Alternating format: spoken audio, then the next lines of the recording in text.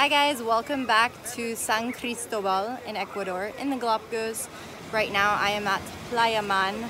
I'm going to fill you in on a few side notes, things I've noticed before I get into what I've been doing since we last talked. So I had read here on this island that there's a lot of sea lions. I think I mentioned that last time, but that the Galapagos sea lion is actually a subspecies of the California sea lion. So that was really interesting to learn. Being from California, living there, definitely didn't know that they could be related somehow. So that was interesting. I noticed also here some of the words they use are similar to the words they use in Argentina, which is interesting because Argentina has different words for everything. So for example, here they call peach durazno, whereas in other Latin American countries usually they say melocotón. And here they also say frutilla for strawberry instead of fresa, like many other Latin American countries. And they use the same words in Argentina. So I thought that was interesting because they're not that close. But anyways, another thing I've noticed here on the island, all the taxis here are actually trucks. So I don't think I've ever seen taxis anywhere that are trucks, but they're all trucks and they're all white. And I guess I was told the reason why, anyways, they're all trucks is just because of the roads and the mountains or whatever the way it is. Although I haven't really seen any roads that were like terribly bad dirt roads where you need like 4x4 or whatever. But anyways, yeah, they're all trucks, so that was interesting. Another thing I forgot to mention, so again, coming to the Galapagos, besides it being super expensive, there's just like all these different requirements and things you have to go through.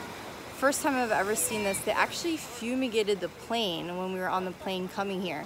So right before landing, they opened up all the overhead bins and they were like spraying through all the bins to make sure you're not bringing anything into the Galapagos. They're really strict about that.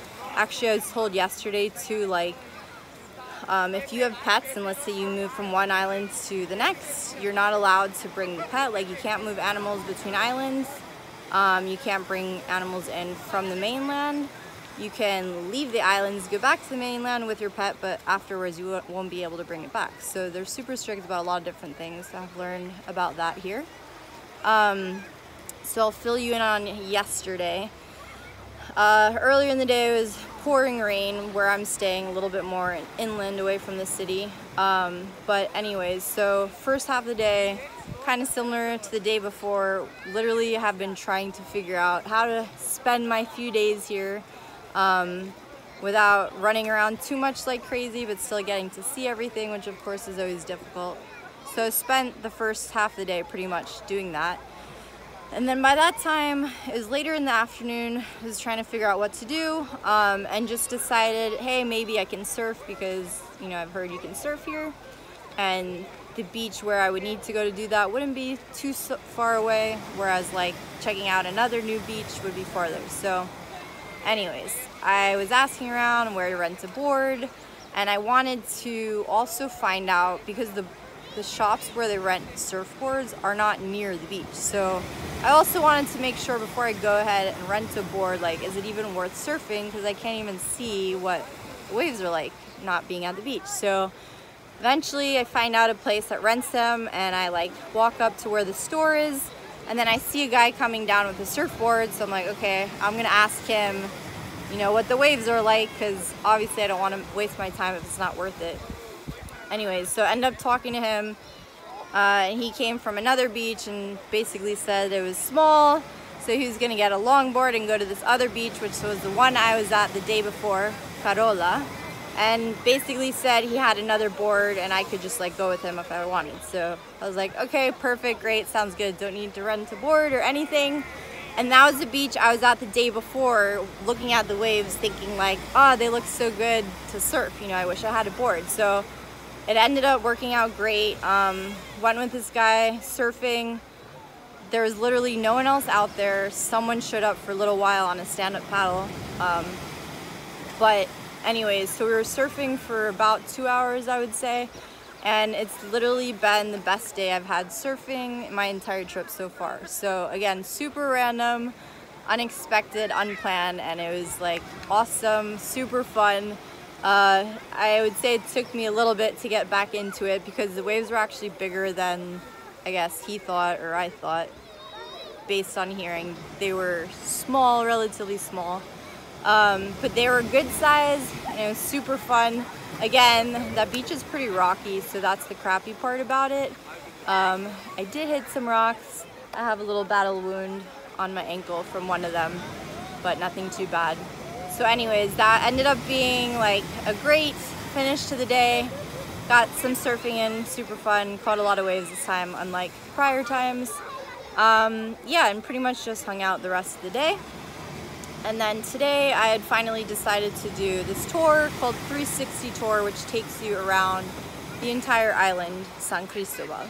So we made several stops, about 5, went to a few beaches, did snorkeling.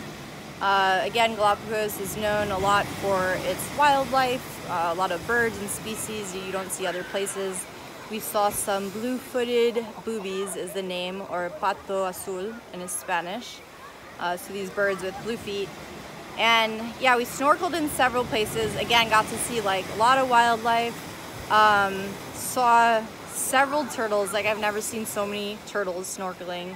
Lots of colorful fish, again, like a lot of big fish too. Saw stingrays, saw sea lions.